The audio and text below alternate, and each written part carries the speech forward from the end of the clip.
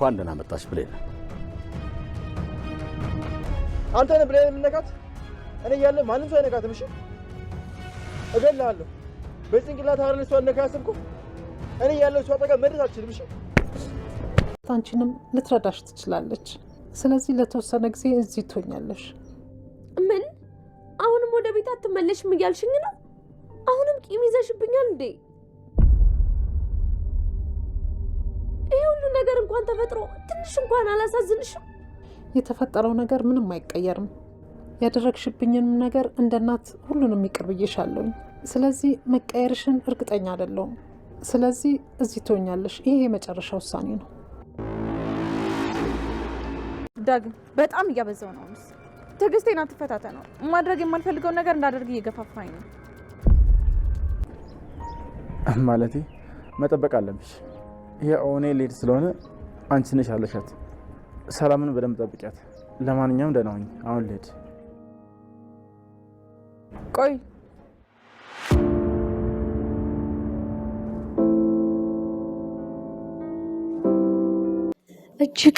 እጅግ የሚገርመውና እጅግ የሚደንቀው ተወዳጁ አደራ ዛሬም በሚገርም ሁኔታ መጥቷል።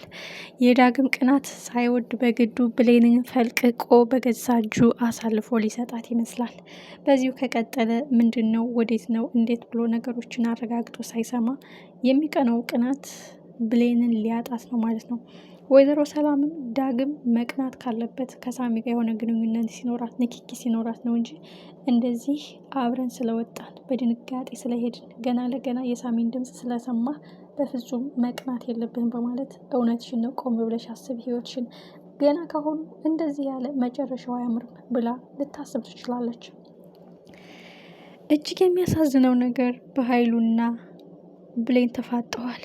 ብሌንን ማን ነው የሚታደጋት? ከዛ ማንቁርት ፈልቅቆ ማን ነው የሚያወጣት? በኃይሉ ያገኘውን አጋጣሚ ተጠቅመው ብሌንን ሊጎዳት ይችላል። ቃል እቅዷ እየተሳካላት አይደለም። ገነት ለሰላም ስትነግራት በእርግጠኝነት ወደዛ ቤት በድንጋጤ ትመልሰኛለች።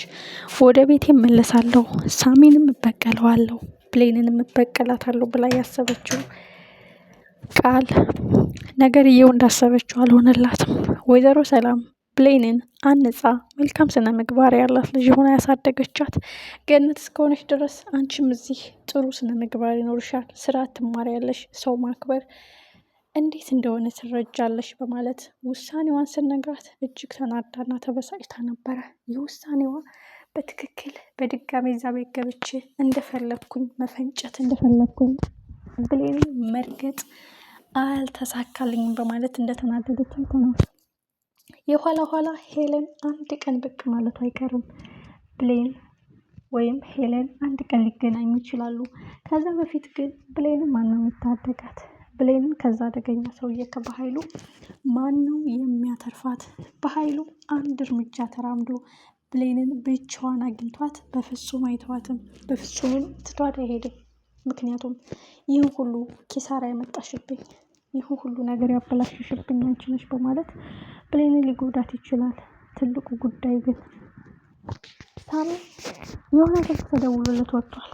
ስለዚህ ሜቢ ከኋላ ብሌንንም ለማናገር ብቻዋን ላገኛት ይገባል በማለት ተከትሏት ሄዶ ሊሆን ይችላል እና ከኋላ ደርሶ እንደ እስከዛሬው ሊታደጋት ይችላል። ስለዚህ ብሌን ሳሚ አትሄድ እባክህን ትንሽ ቆይና ነገሮች ሲረጋጉ ትሄዳለህ ስላለችው አሁንም እንደምትፈራ አሁንም ነገሮች የሆነ ነገር ይፈጠራል ብላ እንደምትጨነቅ ገብቶታል።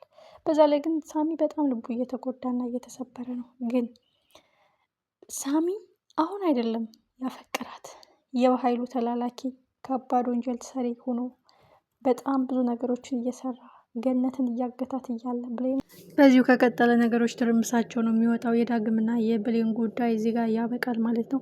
ለሳሚ ነው የምትገባው ብሌን። ምክንያቱም በዛ በጨካኝነቱ በዛ ባረመኔነቱ ልብ ውስጥ እያለ ራሱ ያፈቅራት ነበረ። በቃ ምን አይነት መልካም ልብ ነው ያለሽ፣ ምን አይነት ደግ ልብ ነው ያለሽ ይላል እና ቃልን በኃይሉ ሲያሰቃያት ቃል አትሙችብኝ፣ ጩህብኝ፣ ምችኝ፣ ስደብኝ፣ እንደፈለግሽ አድርጊ ግን አትሙችብኝ እያለች እንደዛ ስትማጸንና ህይወትሽን እንደቀማችሽ፣ ደስታሽን እንደነጠቀችሽ፣ እናትሽን እንደቀማችሽ ብታውቂ ምን አለ? ይህ ለአንቺ አይገባሽም። አንቺ ግን ለሁሉ ለነጠቀችሽ ልጅ ታለቅሽላታለሽ እያለ ምን አይነት ልብ ውስጥ አፍኖት እንደከረመ ነው ፍቅሩን የሚያሳየው ነው። ቃል አሁን ወደ ገነት ቤት መግባቷ ሜቢ ከዳግምና ከቃል ጋር ጥሩ ግንኙነት ሲኖራቸው በብሌንና በዳግም ምክንያት ከባድ ክፍተት ይፈጠራል። ብሌን ወደ ሳሚ መሄድ አለባት ነው የብዙዎቻችን ግምትና ሀሳብ።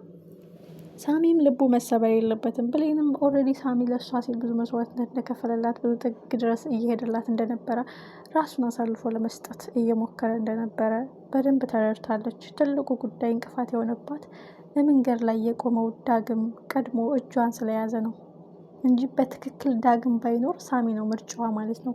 በጣም የሚያሳዝነውና ልብ የሚሰብረው ጉዳይ ግን አሁን ብሌን መታገት አለባት። በኃይሉ ካገታት ኦልሬዲ ወዴት ሄደች የሚለው ግብ ሲፈጠር ሳሚ እንዴትም ብሎ እንዴትም ሊታደጋትና ሊያድናት ይገባል። በዚያ ምክንያት እንግዲህ ቢያንስ የዳግምና የሳሚ ፍጥጫ ጋፕ ይላል።